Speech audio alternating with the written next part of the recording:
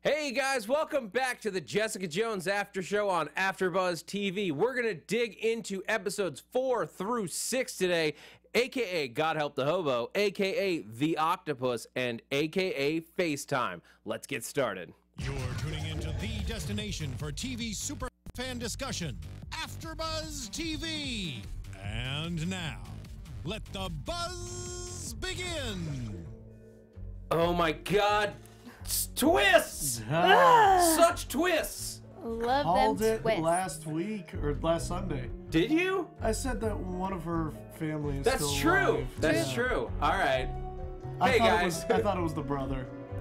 I was That's- waiting for that too. Yeah. And we'll get into all of this. Yeah. Sure. Welcome back to AFTERBUZZ TV's Jessica Jones After Show. I'm your host, Zach Wilson. I'm so excited to dig into all of these episodes. We're going to get into the twist reveal of Jessica's mom. Woo. We're going to get into Trish and her addiction storyline. Trish and Malcolm. I think we could, I was going to say, who saw that coming? But we kind of all saw that coming. And Dave and Dr. Carl and Justice Pembrose. Why are we talking about octopuses? I don't know. We'll find out. But let's get started. Let me introduce to you the panel for today. We have Amy Cassandra Martinez Hi. and Jesse Klein. Hey, how's it going, everyone? Emma Fife unfortunately could not join us today, but she'll be back with us soon for the next set of episodes.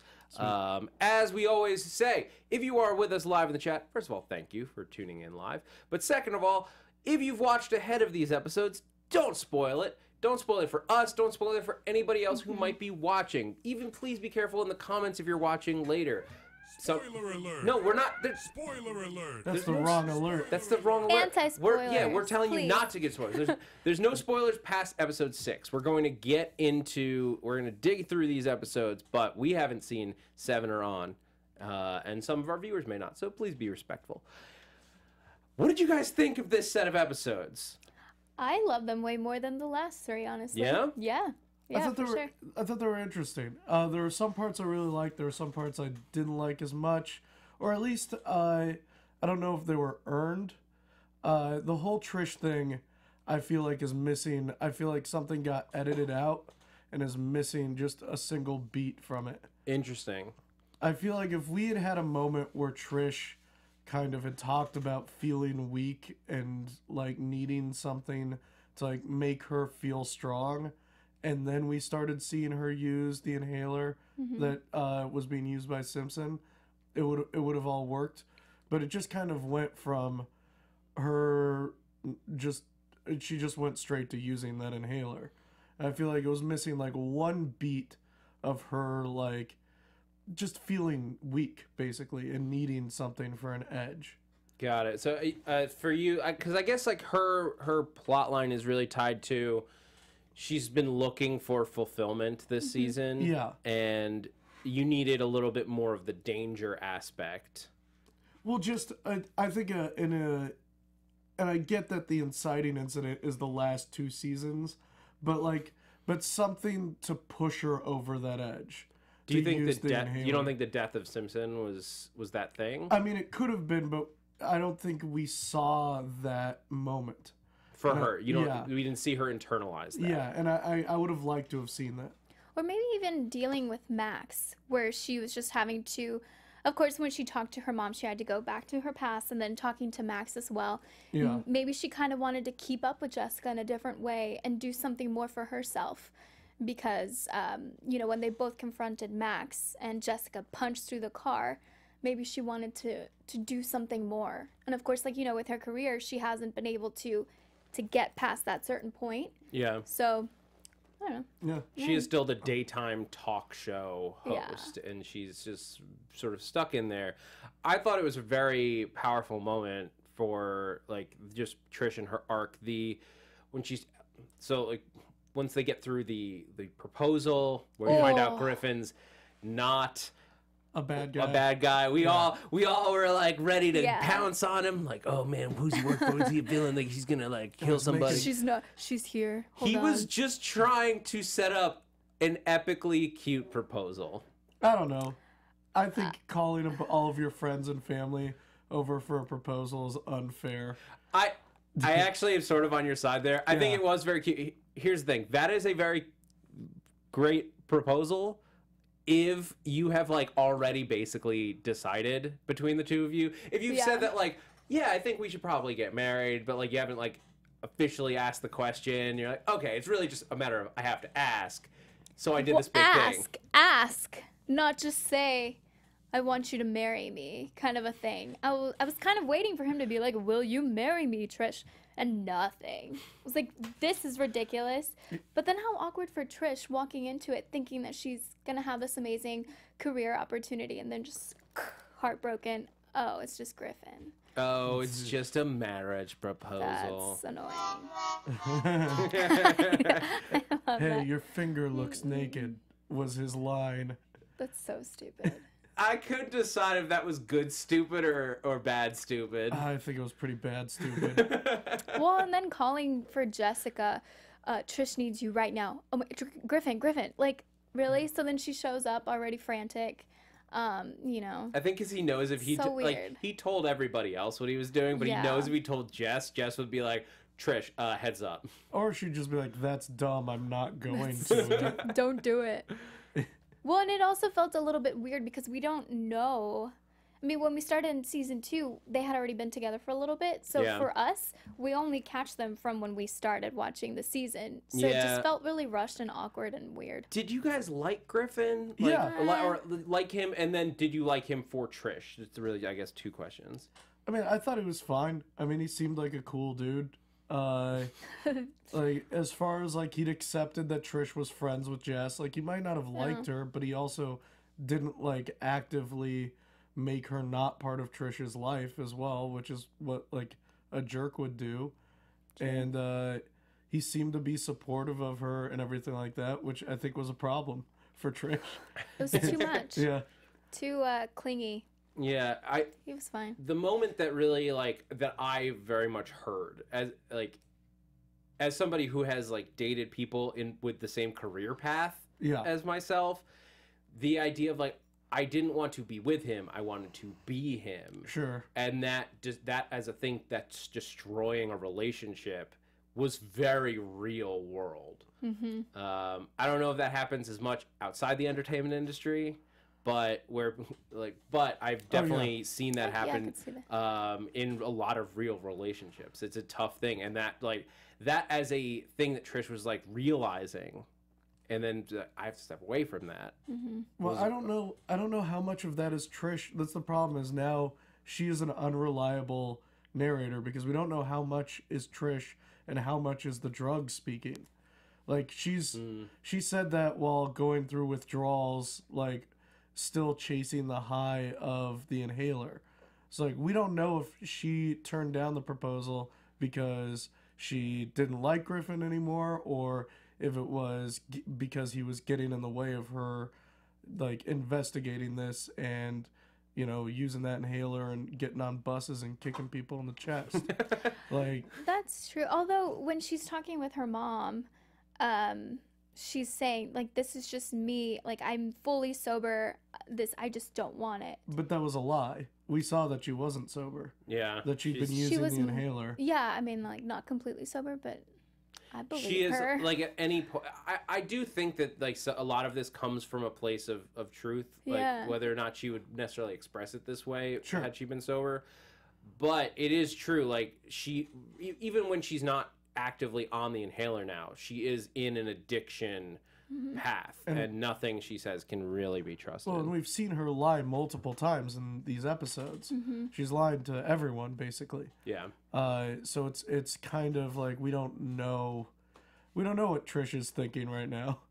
Which I think it's interesting because we're seeing Trish alienate herself in a way where Jessica's trying to work with other people. Yeah. So it's a nice little Yeah, reverse. well, Trish is on the way down, Jess is on the way up. Yeah. It's an interesting difference for them. Although Jess is still drunk. Let's be clear. She's, Not that's fully. her zero. Yeah, that's her baseline. yeah, that's fair. I thought her beating someone on a bus was interesting because Like, we saw last season that her face is on buses. So, like, it's not like it's Jess or just some random person kicking someone out of a bus. It is a daytime celebrity that millions of people listen to and used to know as Patsy.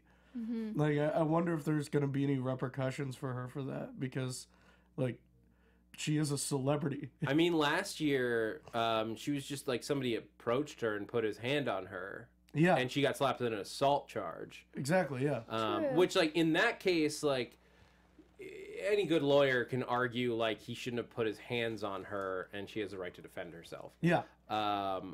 But this case, she went looking for trouble. Like, Yeah. she wasn't involved in this. I don't even think she saw it. She just heard somebody go, like, did you just touch me? And then was like, oh, hell no. And she kicked him in the chest.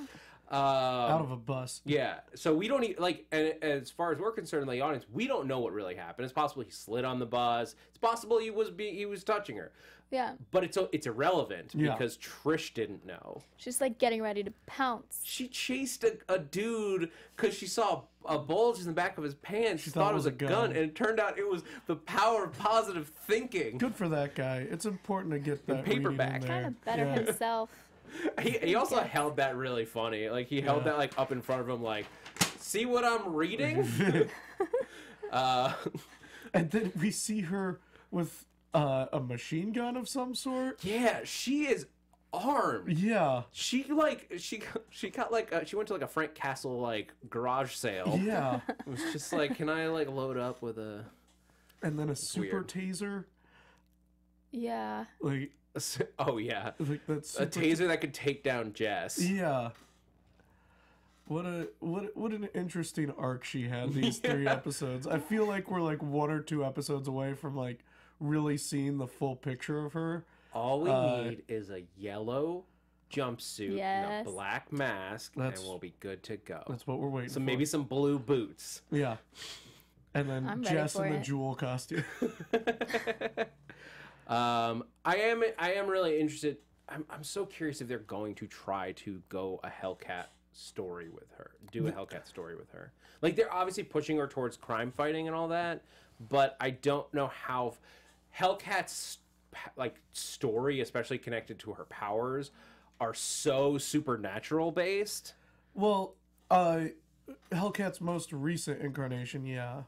Yeah. But originally, Hellcat was just like a good martial artist. Yeah. Yeah. She knows Krav Maga already. I mainly have read her since getting her demon powers. Yeah. So it could just be she's a good martial artist, or I guess maybe she'll get injected with some super serum at the laboratory or something like that. Like, Yeah. All very possible. Yeah. I mean, we're about halfway through the season, and I think they're going full speed ahead with Trish. That I would not be surprised if Yeah. they really. Maybe went she'll with get it. injected with some octopus DNA. Sure. Before we move off of Trish, we do need to talk about her and Malcolm. Yep.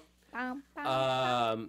Well, What do you guys think of that relationship? well, she's one of many women we see Malcolm sleeping with. Can't even remember their names. These 3 episodes. Well, when you're using that like not Tinder app that he was going on, like he's like, I don't know, I was already courting a Miriam and a Mary and a Maisel.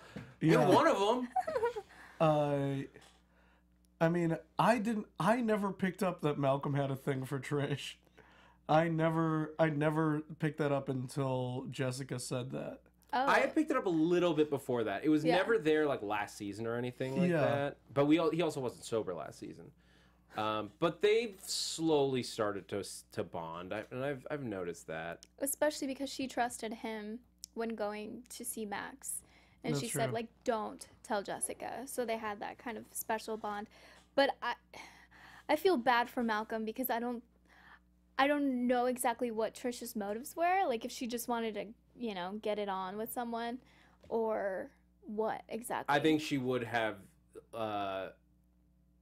slept with anybody who came in there. It helped that it was somebody that she knew, but like those drugs were forcing her forward to Yeah. like basically I think those drugs are acting as a they are acting as a stimulant, like, which in this case I think is just like basically putting her in a mode of like, I must do things. I'm going to do things.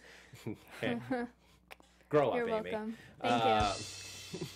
That's for you Yeah, guys. I think she would have killed or had sex with anyone in front of her. Whatever it was, she wanted some kind of adrenaline rush. Yeah. And that could have been fighting, or it could have been another F word. But yeah, I'm interested to see what happens once that gets back to Jess, because neither one of them is going to be able to play it cool. Jess is going to know in like 5 seconds. Sure. The instant she sees either one of them, oh my God. I think Malcolm's getting his heart broken. Yes, for sure. I think for sure Trish doesn't care. Yeah. Yeah. But let's shift over to Jess's story and get into all of that. There was a lot of stuff here. More detectiving. A lot of detectiving. Yeah. What did you guys think of so we started with Dave. Yes. Ooh, very Silence of the Lambsy. I love that. Crazy. Do you think he was crazy before? I'm not sure. He seemed like either he was or he was on the way to being crazy, and that's why he was taken advantage of like that. Yeah. I agree. Yeah. I mean, so they put him in that. They worked with him in that place just because like they knew he was going to be easy to manipulate. Yeah. They need the more people they can have around them to manipulate, the better. Yeah, and all that stuff about octopus DNA is true. Like, we don't know where it's from. There's no other animal that has the type of DNA that an octopus has. It's extraterrestrial, basically. Yeah, they're fascinating creatures. Yeah. They're also delicious, as a side note. They are. It makes me really sad that they are. I won't eat it. Because I stopped eating it, like, years ago. I don't... Since I learned that, literally, like, they may be close to the most intelligent animals on the planet. Well, other than humans. Yeah. We don't... the thing is that we don't know about their intelligence levels because they are so solitary. They may just not need to... Like, most of, like, how humans communicate and, like, what we consider intelligence is based on societies and, how we've grown that. But octopi, like, they just are extremely solitary creatures. Yeah. They just may not give a damn. That's true.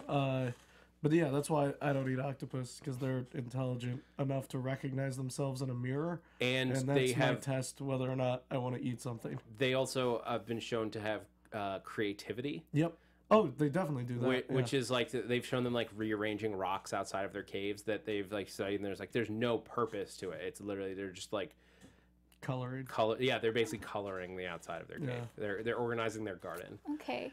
I'm never gonna eat octopus again. I've only had it once. Yeah, I'm sorry. Sorry if you're an octopus fan. Also, if you've ever been to an aquarium and looked at an octopus, you've never seen an octopus like it was in this show. Like they are. Oh yeah. They don't like being looked at, so they like go into a corner and hide, or like hide under a rock. Those are very much CGI octopus. They're not freely swimming about their habitat. If this was accurate, the octopus would have been like squished in a corner trying to hide. Yeah. This one's an actor though. The octopi. This one is an actor. You're right. This is true. Oh man. What's my motivation? But so with while we're talking about the octopus, like, what do you think the use of their DNA is? Like, that's the one thing I can't quite figure out, because they do have some regenerative power. It just was an interesting animal choice to go with, only because it's Marvel and octopuses are such a loud animal. Yeah, especially in New York City. But do you think it's as simple as just octopus DNA has regenerative, like octopuses can regenerate their legs in a lot of cases, and that's it? We're going from there? I think, I don't think there was anything deeper to that other than to get them to the aquarium on the date that the doctor was with their mom. Yeah, but they continue to show it, like they keep showing those little close-ups of like that those vials in the house are octopus samples and stuff like that. Do you think that's it? You don't think you're gonna be dealing with that anymore? Yeah, I mean, are you asking, do I think there's going to be some sort of 8-legged monster that Jessica fights at the end? Maybe suction cup monster. Some sort of suction cup, sharp-beaked beast? No. I mean, I think the DNA is gonna come back for sure. I mean, no monsters, but I mean, and it was mentioned that there was a kid. I want to say his name was Ian Powers, something, where he had like really good, like he could heal people. Yeah. So I think that might tie in together, and I thought that was Jessica's brother. Oh. But I mean, we don't know. We don't know as of right now. It could be. Yeah, that's true. That'd be interesting. They all just survived. So let's get. So Dr. Carl is the, for lack of a better term, like the kingpin of this like little IGH experiment. It seems. Maybe. I mean, it seems to me that he's like a rogue agent. Like, Oh, you think? like because he's got Jessica's mom chained up in his basement and like has all these vials that he's brought home. Like, to me it seems like he is separate. Like he is part of IGH, but he has gone rogue. Oh, I thought that more implied that IGH has shut down since all this happened, and he's basically the last surviving like doctor of it. Like he's the only one carrying on the research. Because we go to the facility and it's empty. Well, yeah. Maybe it's all undercover though, like super undercover, that he's the only one that we know of right now. But I think if he was the kingpin, it'd be kind of like Wilson Fisk. He's just hidden away that you don't really see him ever. I don't know. All right. We get that moment with Jessica at the golf course where it's like, you just went, because we've got the other private detective who's like trying to investigate her, and he has a guy who's going and stealing all of her information, and that guy gets killed, and Jessica goes to jail for it, and then she breaks into a private club, and I'm like, Jess, you could go back to jail. This is still a violation of your parole. Like, she was in prison. She just got out of jail, and now she's doing stuff to get back into jail. But it was still a pretty funny moment where she throws a guy into a sand trap. that was amusing. Yeah. I like the stance of just like, let's just rip into these country club dicks. I'm just gonna jump the wall. Although security was right there. Yeah. Gotta give it up for security. I know you're not gonna be able to handle somebody like Jessica, because she's just gonna throw you across the golf course. Sure. She's gonna just like pick you up, yell 4, and then like hole in one, golf terms. Good for them. They tried. But I did like that whole. I liked that scene. Yeah, it was fun. And then she went and found his son. We found out that guy, basically his son was dying, and something that through IGH saved him. And she went and found the son, and then FaceTimed the dad. Yeah. That's some dark criminal stuff. Yeah, absolutely. And she's forced to ask herself after that, Yeah, like the how line. like I really like that line. How far is too far, and is there ever a way back? Yeah. And that's a fair question. Like, she just threatened a guy's kid, a kid who had no part in any of this except that he was healed by it. Do you think that was the right move? I mean, it was kind of a bluff, I think. I mean, she's not gonna kill the kid or hurt the kid at all. Like, we see her interacting with other kids, so I think it was just she knew exactly how to get to him. It was through his son. Said, "Oh, look, I have your son. Well, I'm not gonna, you know." But yeah, I don't think she's dangerous when it comes to kids. I mean, it really only comes to people that really freaking deserve it. Yeah. Yeah, I mean, I feel like the arc for these 3 episodes was about Jessica learning to control herself, while Trish is losing control of herself. And so at the beginning, because we see that scene in the anger management class with the ball, which was fantastic, we see Jessica kind of realize all of the stuff that she's been keeping inside her this entire time, and how she's still really angry about everything. And like through the course of it, we see her with Max where she punches through an engine block, but still we see her kind of keep it all together while Trish is slowly unraveling at the exact same time. Like, I thought that was more of an action of control than not control, where she's with the guy's kid, but it's not like Jess is gonna fold him up and put him into a parking lot, like, or anything like that. Where Trish is like bringing guns out in broad daylight at pawn shops and like threatening him with it.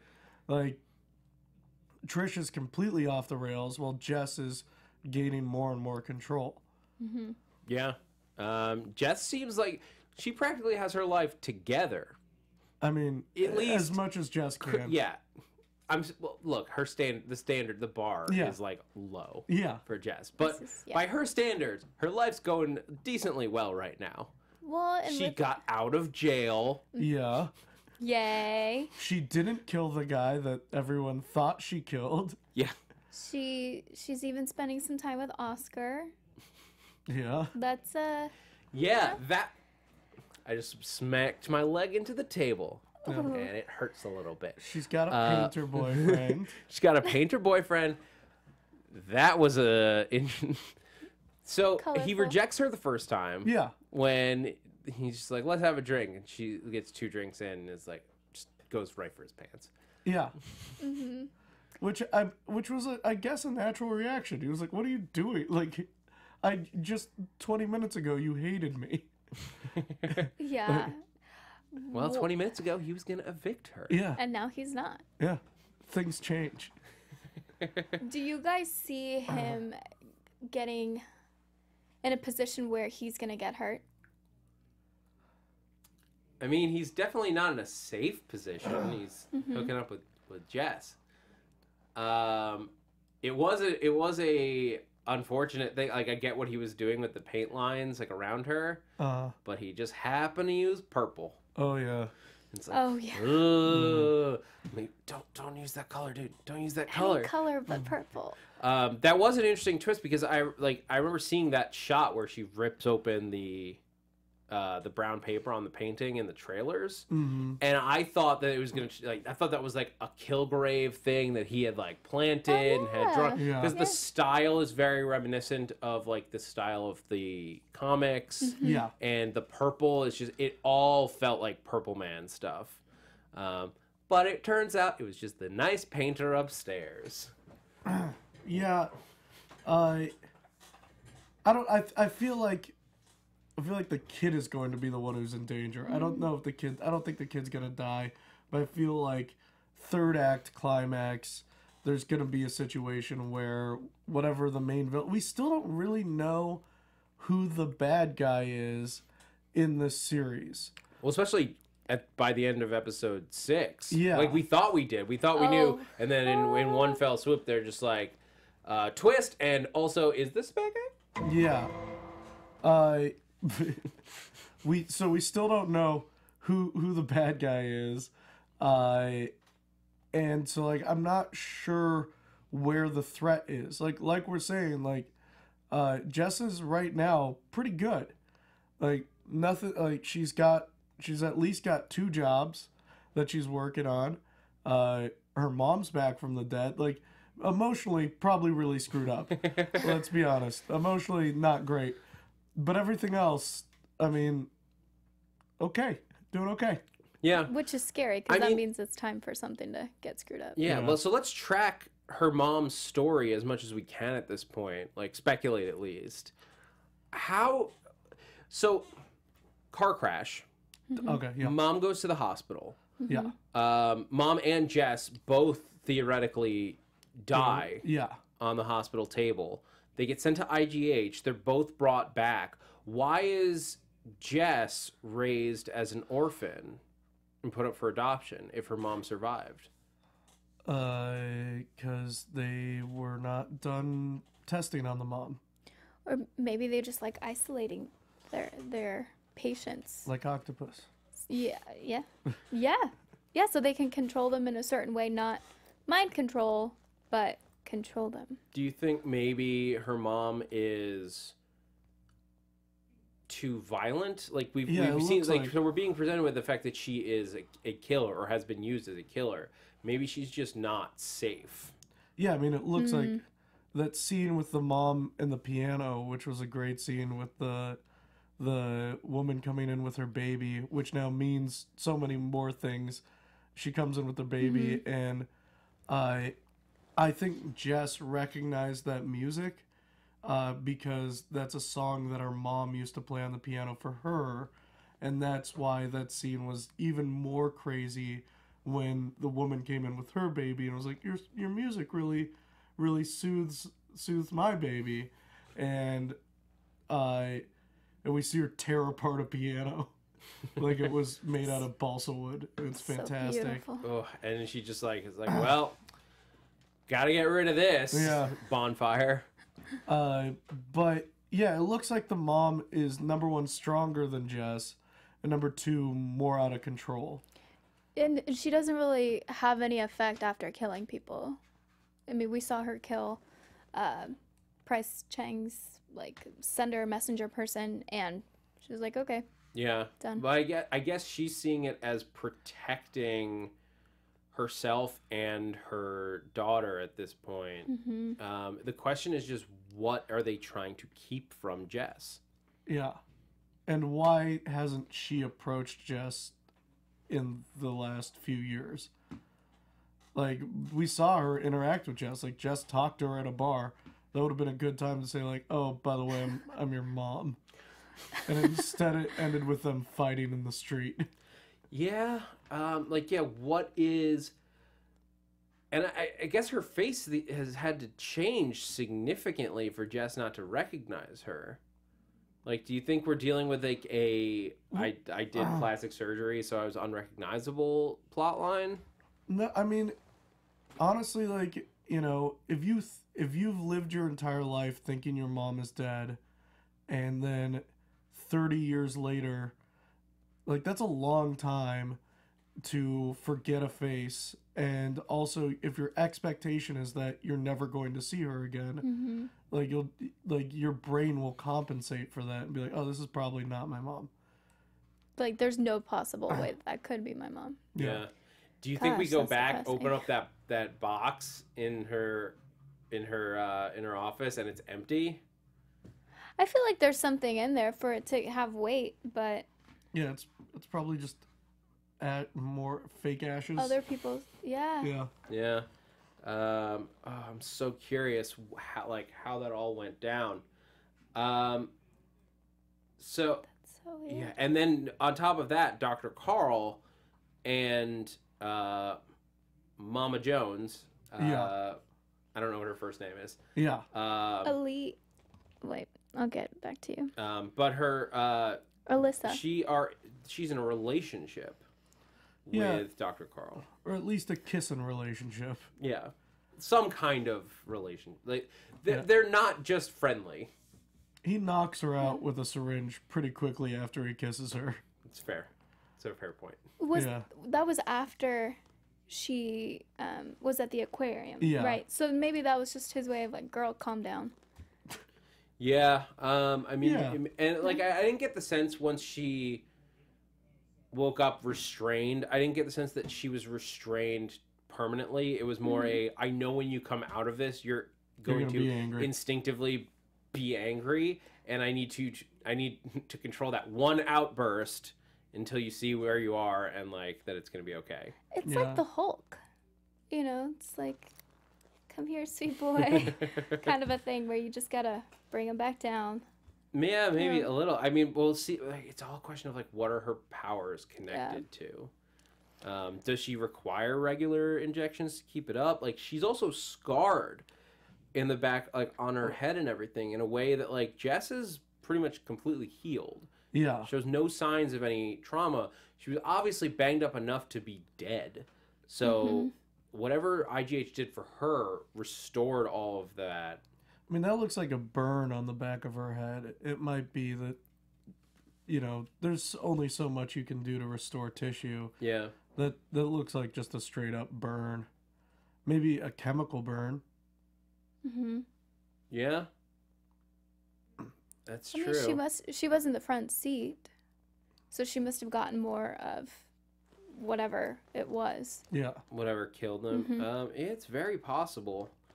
Let's jump over to Hogarth Sure. for a bit. Like, we get there because Jess decides to stash the homeless woman who used to work at IGH. Yeah. With her boss slash, I don't even know what to call Hogarth at this point. Her attorney. Attorney slash client. Her attorney pal slash client. Yeah. And Hogarth elects to keep her in her place. Yeah. We've been seeing that Hogarth. There was that scene where Hogarth sees the woman collapse on the street. Oh. And like again, I think the arc for these three episodes is all about control. Hogarth is dealing with a disease where no matter how much control you have, you lose it no matter what, because your muscles will just start, and your nerves will start giving out no matter what, which is a terrifying prospect. And we see that woman collapse on the street, and for her that kind of represents what her future is. Yeah. Like Hogarth is desperate. I'm working on a theory with Hogarth. I'm not sure if she's sick. Interesting. Because the interaction with that doctor, where the doctor seems so desperate to keep Hogarth near her, and like working on palliative care and working on like 3-year, like she's like got a 3-year solution, and she's got like all of these things where she's like delaying Hogarth. Like Hogarth's like, I want to go try Eastern European medication. I want to try all this medication. She's like, oh, go through, don't leave here, go through me. I wonder if the doctor is paid off, because we've seen Hogarth do that before. We saw in season 1 Hogarth paid off doctors to give false like diagnoses and stuff like that. Interesting. And so like I'm wondering if she is sick at all, and this isn't just a power play from the partners at the firm. Jeez. Because it would make so much. Wow. But it makes so much sense if you look at everything that's going on, like, and especially the way that doctor is delaying her. Like it just doesn't. It doesn't add up. When you've got ALS, like your doctor would not go immediately into palliative care, especially if they say you've got 8 years. Like that doesn't make any sense. Do you think the medication's not really medication's actually hurting her? The medication the doctor is giving her, yeah, I think it might be like a Munchausen's disease. Well, not Munchausen's, but like something like that, where like the doctor is keeping her sick. Jeez. Wow. Because that that would be a very interesting twist. And yeah, that's like high-powered corporate like it all sabotage feels like stuff. it's adding up to that, and that would, because I feel like at the end of, I feel like the way they're writing the stories at the end of this season, it's going to be about everyone getting their power back. And so either it's going to be a very sad story where like Jess gets her power back, Trish gets her power back, and Hogarth dies of a muscle disease, or everyone gets their power back and realizes who they are. Yeah, it's not gonna all be happy. No, Thanks. somebody's... Maybe Trish loses out and Hogarth and Jess become more powerful, something like that. Malcolm probably loses as well. But Now that he's an associate. yeah. Yeah, that I liked that. that I like him being an associate. Well, now it's gonna come back around, because like I trusted you to be my associate, to be my partner, and you went and had sex with my best friend, Yeah. who you were supposed to just be like checking in on. Come on, dude. I don't think Jess would care about Malcolm sleeping with Trish. I don't know. She like warns you, or she like warned him, like, right? Or did she warn Trish? She warned She warned Trish. Trish. She was like, you need to she said you need to stop like baiting him on. I think it's a two-way thing. Oh, so you think she was just protecting Malcolm? Well, I think she was just saying like, hey, if you're interested in him, you should pursue it, but you shouldn't keep like stringing him along. Yeah. I don't feel like she'd get mad at Malcolm more than Trish, because Trish is a grown woman, whether she has the inhaler or not. She knows what she's doing, but obviously Jess doesn't know about the inhaler. Yeah, and Malcolm doesn't know enough about it to see what she's doing. Yeah, he's just like, oh, here's your inhaler, this giant black, Allergies. like, military-looking inhaler. With no markings. Yeah, no prescription written on it. I like that Hogarth has this weird, like, relationship with the woman that she's now living with. Where it's like they hate each other so much, but also are taking care of each other. Like, they're both taking care of each other. It's like both these women need each other, but also want to destroy each other. Yeah, it was really interesting to see her, like, get ready to, like, she overhears the conversation and is like, well, fine, I'm a burden. Well, I'm just going to steal your shit. Yeah. And leave, and then realizes that Jerry has ALS. Or doesn't. Or doesn't. Yeah. But Jerry believes she has ALS Yes. at minimum. Yeah. And yeah, I mean, do you think there's a burgeoning relationship there? I thought that from the beginning. I mean, they've got that scene where, like, Jerry's talking to her and she takes her shirt off right in front of her, and, like, if it was any other, if it was a guy and a girl, and, like, the guy would have been like, and covered his eyes or whatever. That sounded... And instead, Jerry's just like, ugh, okay, fine. Like, yeah, I mean, I think we could see that ship sail later in the season. Yeah, maybe. Especially as Jerry, like, starts to, like, whine and get crazier. Yeah, I mean, no matter what, she's desperate for leverage against her partners. Like, she and Jess have, on all 3 episodes, just keep talking about, like, the expense reports, lots of chocolates. For some reason, that's $7,000 worth of chocolate. Yeah, was purchased by. That's either one $7,000 chocolate or $7,001 chocolate. 7,000 Hershey bars. Just $1 it's like the fanciest chocolate. Oh God. Or 7,000 Ferrero Rochers. Yeah, it's just individual ones. Yeah. Oh my God. That sounds wonderful, actually. All right. Before we get into predictions and final things, I wanted to take a quick moment and just thank and give a shout out for our fearless leader, Maria Menounos. So I'm going to just give you guys a little bit of what they want you to hear about Maria's own podcast, which lets us do this podcast. Nice. Backing track to talk about this.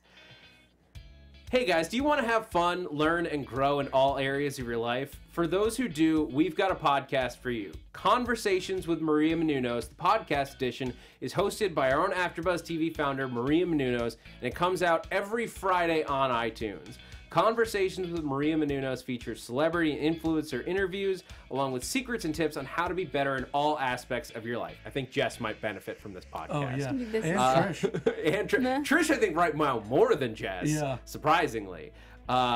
Because from health and wellness to career and relationships, finances, and more. All things that our characters could need. All things that you at home could need. Because these are just things... keys to being a person. Let Maria be the big sister that you never had. I don't have a big sister, so that would be effective. Just go to iTunes, subscribe to Conversations with Maria Menounos for free. Be sure to rate and comment when you do. Let Maria know that it was us who got you there.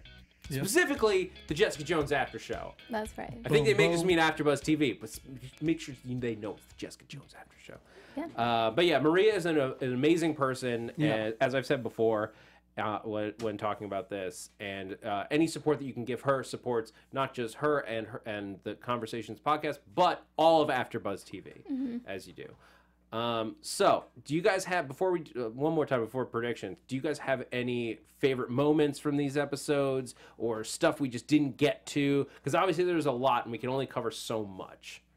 I really liked when the Price Chang confronted Jessica as she was leaving the jail, and was like, "Oh, how did they let you out?" And was like so upset. And Jessica was like, "I'm gonna go do real detective work and find the guy who killed your friend," like, and just kind of put him in his place. He's just standing there. Yeah, I like that he is such a high-powered, successful guy, but still is useless in this show. Yeah. Yeah, he came in and he seemed like such like a good, like he was like good at his job and all that, and then he just turned out to be a whiny little I have a feeling he's gonna die. prick. Oh, that would be fine. Like, he's been following a lead, like, follows Jessica and is like, I knew it! And then, like, the main villain squishes him. And it's like, oh, poor Price.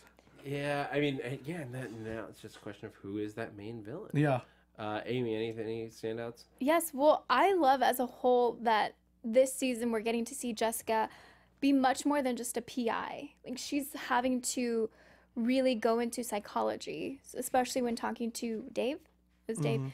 That you're just like, dang, girl. Like, this is so much more than putting clues together.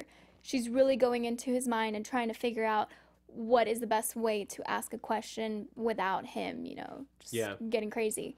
So I really, really like that. Yeah, that was one of my favorite moments, was just like, and the way that she was very subtly, not manipulative, but like very, like, she worked him in a way that was like, she knows what she's doing here, like latching on to the octopus thing, like when to push, when to not. And she got the information that she was there for. Yeah. And I'm very curious to see what the story is with this nurse that he supposedly murdered. If it's just that, like, Mrs. Jones killed the nurse and they were just like, he's our fall guy because he's slow. Yeah. It'll be interesting to see. So let's officially move into predictions. And now, your AfterBuzz TV. I love the lights. All right. So, what are you guys thinking as we move into episode 7? I'm gonna change my Hogarth prediction. What? I think that That was a great prediction. I think they gave her ALS. Oh! They used the genetic like editing with the octopus stuff and gave her ALS. I can roll with that. Yeah. That is, and then that will tie all of our stories together. That is a theory. Yeah. It's a fantastic theory. I liked your first theory better. I think it's all octopus. They're the ones who are manipulating everyone. That's the main villain here. The main villain is not Dr. Octopus, an octopus doctor. Yeah, it was that octopus, that CGI octopus. Yeah, he's the villain. That's what it was, guys. That's why Dr. Carl's always going to the aquarium to look at him. That's his boss. He's getting instructions. Octopus just staring him down like, well, you can do it. It's using telepathy. Yeah. But he has to be in the same room. They have to see eye to eye, and then it just projects. It's like thought-speaking Animorphs. Yeah, absolutely thought-speaking Animorphs. Tobias, shout out. My red-tailed hawk friend. Wherever you are, Tobias. Amy, any predictions? I think Trish, for sure, in the next couple of episodes, like, something big's gonna happen with her. Whether it be, I don't know exactly what, but something very big. And this guy, this Ian one, the one that I think is Jessica's brother. The healer. The healer. Yeah. Something's going to happen with him. We're going to see him or something. And I mean, that'll be interesting to see because it's just like any X-Men, like, power stories. Like, what power set do these people wind up with? Yeah. And it sounds to me like what I'm sort of seeing there is, like, I think when he heals people, he absorbs their damage. So like, if you broke your arm and he heals it, his arm's gonna break. That freaking like, he sort of takes the injury into himself, and maybe it heals faster for him, but because they say it hurts him to do it, so Yeah. I'll bet you it's a sort of like consequence thing. Like there was damage. The Yeah. damage will remain. It's just that you can move it You somewhere have to else. give something, or you have Yeah. to take something to give it. It's the classic sacrifice to use your powers. That's where I'm thinking his story is going. It's gonna get real dark. Yes. There was an X-Men named Elixir, and he was like a healer as well. And all I remember is he turned his powers offensive, where he gave someone a tumor by healing the cells so quickly that they would reproduce too quickly, and so he gave them a tumor. Oh my god! Yeah, That's awful. a brutal move. yeah. I'm trying to remember. There was another healer X-Men from one of from like the more recent Uncanny run, and he's got like a staff. Ooh, I can't remember what his name was. Triage. That's a good name. That was the name they came up with. But Yeah. he's a fun character. I don't think that's where they're going with this. One, Sure. because it's not X-Men, but Yeah. it's just like, who can heal in the Marvel universe? It's mostly X-Men characters. Yeah, a lot of mutants. Yeah. But I think that's going to do it for the after show for episodes 4 to 6. Be sure to check with us. I believe we'll be back on Sunday. 10 p.m. I think so. Follow us on Twitter, and we'll make sure to post what time we're going to be talking about episodes 7 through 9. Yeah. Our next set of 3. You can find me, Zach Wilson, on Twitter or Instagram at @ZachWilson. I'll make sure to post exactly when we'll be recording, if it's going to be different from 10 p.m. Yeah. Check out the Agents of S.H.I.E.L.D. after show that Jesse and I both also host. Yep. And also check out Also on Sunday. also on Sundays Yeah. at 5 p.m. Be sure to check out, I am the writer for Game Engine, the video game show on the Geek and Sundry Twitch and Alpha network. Be sure to check it out. It's a lot of fun, character bits, silly news, super fun. And I took it over as a writer a few weeks ago, so check it out. Amy. You guys can find me on all social media at Amy Cassandra MTZ. Also here at AfterBuzz on Netflix Picks Sunday nights at 7. Box Office Breakdown, Popcorn Talk at 9. And then Marvel TV Weekly Monday nights at 7. Yeah, you can find me on Twitter and Instagram. Send me all your Octopus Doctor pictures at Jess Klein 1. That's JessKlein, the number 1. I'll take a look at those Octopus Doctors and tell you if they're evil or not. You can see me do comedy at Haymaker Comedy. It's our YouTube page. And yeah, Agents of S.H.I.E.L.D. on Sunday. Yeah. All right. Thank you so much for joining us, guys. We'll be back in all the Infinity Scarves going ahead. This has been the Jessica Jones After Show. Thanks for geeking out with us. From executive producers Maria Menounos, Kevin Undergaro, Phil Svitek, and the entire AfterBuzz TV staff, we would like to thank you for listening to the AfterBuzz TV network. To watch or listen to other after shows and post comments or questions, be sure to visit AfterBuzzTV.com. I'm Sir Richard Wentworth, and this has been a presentation of AfterBuzz TV. Buzz you later. The views expressed herein are those of the hosts only and do not necessarily reflect the views of AfterBuzz TV or its owners or principals.